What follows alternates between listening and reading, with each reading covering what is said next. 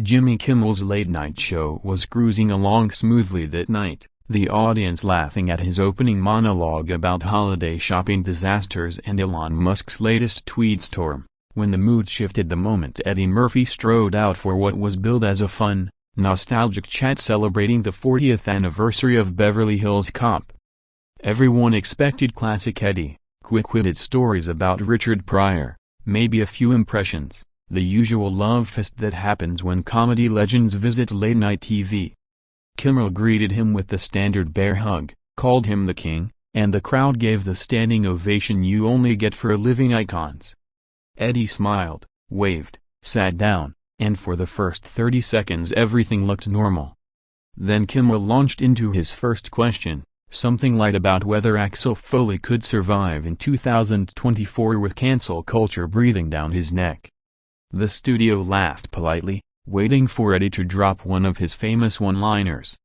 Instead, Eddie just stared at Kimmel for a beat too long. You could almost hear the air conditioning. The smile never left Eddie's face, but it turned into something colder, like he was looking at a stranger who'd just insulted his mother in another language. Kimmel, sensing the temperature drop, tried to pivot with a quick joke about how old they both were getting. Eddie cut him off mid-sentence, voice calm but carrying that same dangerous softness he used in The Nutty Professor when the Klumps start arguing. He said, "You know what, Jimmy?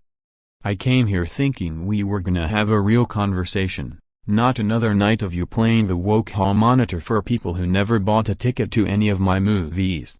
The audience let out a nervous chuckle, still thinking it was part of the bit. It wasn't. Kimmel's face flickered, that split-second panic every host gets when they realize the guest isn't playing along anymore.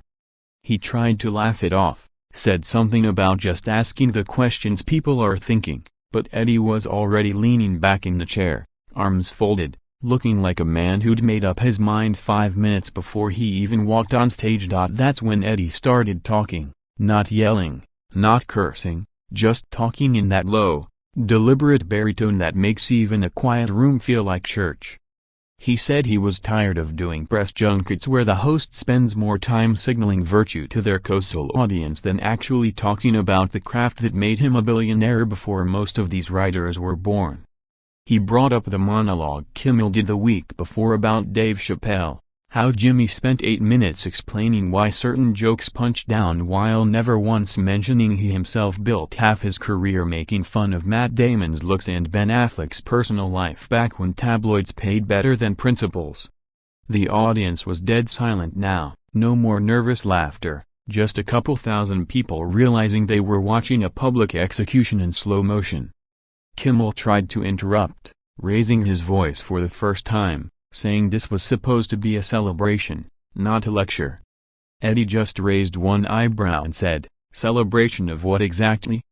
40 years of me making people laugh while late-night hosts went from Johnny Carson telling dirty jokes to grown men crying about pronouns on national television?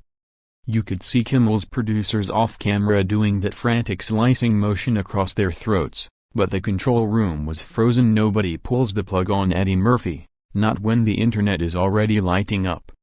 Eddie kept going, calm as ever, talking about how every black comedian over 50 has to sit through the same ritual humiliation now, where some white host with a Harvard degree wants to teach them about what's acceptable in comedy. He named names without raising his voice: Chris Rock, Chappelle, himself. Said the only difference between now and the 80s is back then the gatekeepers wore suits and admitted they were doing it for money instead of pretending it was morality. Kimmel went pale, actually pale under the studio lights, because he knew the clip was going to live forever. He tried the apology route, started with the classic "if I offended you" non-apology, but Eddie wasn't having it.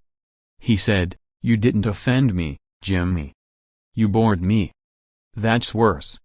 Then he did something nobody expected, not security, not the producers, not the audience. He just stood up. Didn't storm off, didn't throw the mic, didn't even look angry anymore. Just stood up like a man who realized he left the stove on at home and had better things to do. The audience gasped, actually gasped, Because walking out on a late-night show is the nuclear option. It's career suicide for most guests, but Eddie Murphy isn't most guests. Kimmel tried to save it, stood up too, started doing the thing hosts do where they chase the guest begging them to come back, yelling, "Eddie, come on, man, we're just having fun." Over the rising applause that wasn't sure if it was cheering the walkout or trying to drown out the awkwardness.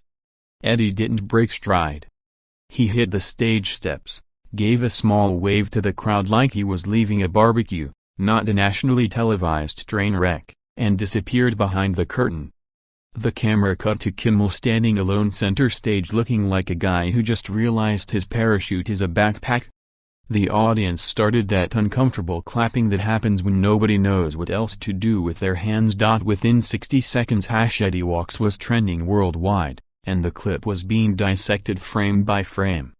Conservatives were calling it the greatest moment in television since Archie Bunker. Liberals were screaming that Eddie had finally snapped from years of internalized whatever, and regular people who just wanted to see some coming to America stories were mostly saying, well, that was awkward as hell. By morning every late-night host had a monologue about it. Colbert did 12 minutes of careful throat clearing, Fallon just showed a picture of Eddie and said legend and moved on, and Kimmel himself posted one of those hostage video apologies on Twitter talking about how comedy should challenge us all and he respects Eddie's perspective, etc. The statement got ratioed into the Stone Age. Meanwhile, Eddie was spotted having breakfast in Beverly Hills the next day, laughing with his kids, looking like a man who'd just taken the trash out and felt 10 pounds lighter.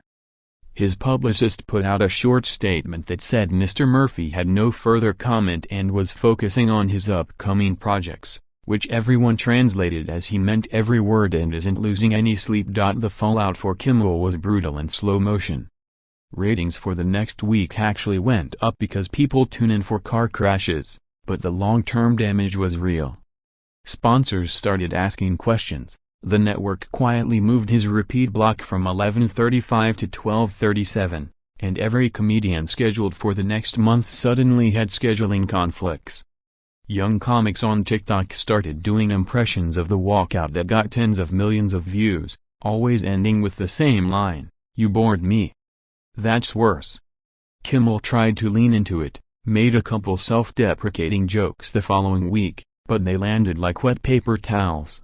The audience could smell blood in the water, and late-night audiences are loyal until they're not.